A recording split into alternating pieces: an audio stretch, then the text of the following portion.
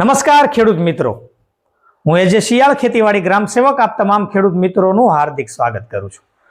વાલા ખેડૂત મિત્રો, તાજેતરમાં જે ખેડૂત મિત્રોએ ખેતીવાડી ખાતાની વિવિધ સબસિડી સહાય યોજનાનો લાભ લેવા માટે જેમણે ઓનલાઈન અરજી કરેલી હતી એવા ખેડૂતોને લગભગ મોટા ભાગના જિલ્લાઓની અંદર સાધન ખરીદવા માટે પૂર્વ મંજૂરી હુકમ વિતરણ કરવાનું ચાલુ થઈ ગયું છે, અથવા તો ડ્રો થયા બાદ પૂર્વ મંજૂરી કાઢવાનું ચાલુ છે. વાલા ખેડૂત મિત્રો, આજે મારે વાત કરવી છે કે તાર ફેન્સિંગ સહાય યોજના અને ઝટકા મશીન એટલે કે સોલાર પાવર યુનિટ કીટ જેને કહેવામાં આવે છે, એના અંદર લગભગ મોટા ભાગના ખેડૂતો આ બાબત જાણતા નથી હોતા. કઈ બાબત નથી જાણતા હોતા કે આ તાર ફેન્સિંગ યોજના અને ઝટકા મશીન યોજના બંને સંલગ્ન યોજના છે. સરકારશ્રીના નિયમ પ્રમાણે, સરકારશ્રીના ઠરાવ મુજબ બંનેમાંથી કોઈ પણ એક જ સહાય યોજનાનો ખેડૂતો લાભ લઈ શકે છે. આ બાબતનું ખેડૂતો નથી જાણતા હોતા, એટલે ઘણી વખત કેવું છે કે ખેડૂતોએ બંને ઘટકની અંદર ઓનલાઈન અરજી કરેલી હોય તો એ બંનેની અંદર ખેડૂતોને કદાચ પૂર્વ મંજૂરી મળ્યા હશે. તો એ પૂર્વ મંજૂરી મળ્યા બાદ ખેડૂતોને કદાચ એવી ગણતરી હોય કે પેલા આપણે ઝટકા મશીનની ખરીદી કરી લઈએ અને એના ડોક્યુમેન્ટ તૈયાર કરી અને એના સબસિડીની પ્રક્રિયા કરી દઈએ અને ત્યારબાદ તાર ફેન્સિંગ આપણે એની આગળની કાર્યવાહી કરીએ. પણ આ ભૂલ કોઈ ખેડૂતો કરતા નહીં. જો તમે તાર ફેન્સિંગ સહાય યોજનાની અંદર લાભ લેવા માંગતા હોય અને તમે બંને ઘટકની અંદર અરજી કરી હોય તો ઝટકા મશીન સહાય યોજનાનો લાભ લેશો નહીં. જો ઝટકા મશીન સહાય યોજનાની અંદર ખેડૂતોને 15,000 રૂપિયાની મર્યાદામાં સહાય મળવા પાત્ર રહે છે. તો એ 15,000 રૂપિયાની સહાય લેવા માટે થઈને ખેડૂતોને પાછળથી તાર ફેન્સિંગ વધારે જરૂરિયાત વાળી વસ્તુ ઘણીવાર હોય છે, અને જેના અંદર સરકારશ્રીના નવા ઠરાવ પ્રમાણે, નવા નિયમ પ્રમાણે મીટરે હવેથી 300 રૂપિયા સબસિડી ખેડૂતોને મળવા પાત્ર રહેશે.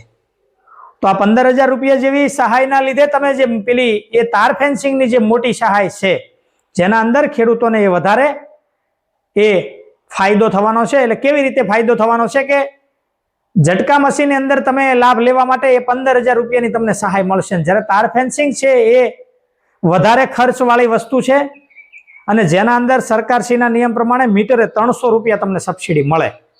તો તેના અંદર ગણતરી કરીએ તો ઓછામાં ઓછું કોઈ ખેડૂતોને 2 હેક્ટરની અંદર જો તાર ફેન્સિંગ કરેલું હોય તો અંદાજિત માનો કે એમને ખર્ચો જે થયો હોય એના અંદર 50 થી 60% જેટલો ફાયદો આના અંદર થતો હશે આ સહાય યોજનાની અંદર. તો આ જે મોટી સહાયની રકમ જેને ગણવામાં આવે છે.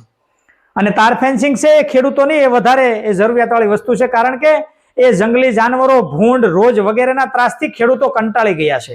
અને આ તાર ફેન્સિંગ સહાય યોજનાનો લાભ લેવા માટે ખેડૂતો ઘણી વખત જેમણે અરજી નથી કરી એ પોર્ટલ ક્યારે ખુલશે એની રાહ જોઈ રહ્યા છે.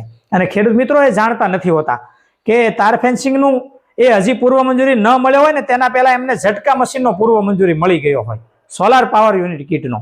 તો એ ઝટકા મશીનની ખરીદી કરી લે છે અને ત્યારબાદ જ્યારે તાર ફેન્સિંગના હુકમની રાહ જોવે છે અથવા તો એમને હુકમ મળે છે તો હુકમની તાર ફેન્સિંગની અંદર તમે ઝટકા મશીનમાં લાભ લઈ લીધા બાદ એના અંદર તમને લાભ મળવા પાત્ર રહેશે નહીં. આ બાબતનું ખાસ ધ્યાન રાખજો. એટલે આ બંને તાર ફેન્સિંગ અને ઝટકા મશીન બંનેમાંથી જેની તમારે વધારે જરૂરિયાત હોય, જે તમે સૌથી પહેલા બનાવવા માંગતા હોય એના અંદર સૌથી પહેલા લાભ લેવો. જો તમે ઝટકા મશીનમાં લાભ લઈ લેશો તો તાર ફેન્સિંગની અંદર લાભ તમને મળવા પાત્ર રહેશે નહીં. અને તાર ફેન્સિંગમાં જે ખેડૂત મિત્રો લાભ લેવા નથી માંગતા અને એમને ભવિષ્યમાં તાર ફેન્સિંગ બનાવવી નથી એવા ખેડૂત મિત્રો ઝટકા મશીનમાં લાભ લઈ શકે છે. આ બાબતનું ખેડૂત મિત્રોએ ખાસ ધ્યાન રાખવું. મોટાભાગના ખેડૂતો આ વાત જાણતા નથી હોતા, એમના માટે ખાસ મારે આજે આ વાત કરવી હતી. તો વાલા ખેડૂત મિત્રો, તાર ફેન્સિંગ અને ઝટકા મશીન યોજના સંલગ્ન યોજના છે. તો આના અંદર હજી આપ ખેડૂત મિત્રોને ફરી વખત કહી દઉં છું કે જે ખેડૂત મિત્રોને તાર ફેન્સિંગમાં લાભ લેવો હોય એ ખેડૂત મિત્રોએ ઝટકા મશીનમાં લાભ ન લેવો જોઈએ. અને જેમને ઝટકા મશીનમાં લાભ લેવો છે અને તાર ફેન્સિંગમાં લાભ નથી લેવો એવા ખેડૂત મિત્રોએ ઝટકા મશીનમાં લાભ લઈ લેવો. પાછળથી એવું થાય કે લાભ લેવો હતો તાર ફેન્સિંગમાં અને ઝટકા મશીનમાં લાભ લેવાઈ ગયો અને હવે મને એમાં અંદર લાભ મળી શકશે નહીં. તો એના કરતાં આ બાબતનું ખેડૂતોએ ખાસ ધ્યાન રાખવું. વાલા ખેડૂત મિત્રો, અમારો વિડીયો પસંદ આવ્યો હોય તો લાઈક કરજો, અન્ય ખેડૂત મિત્રોને શેર કરજો અને અમારી આ ચેનલ સાથે કાયમથી જોડાયેલા રહેજો. આભાર.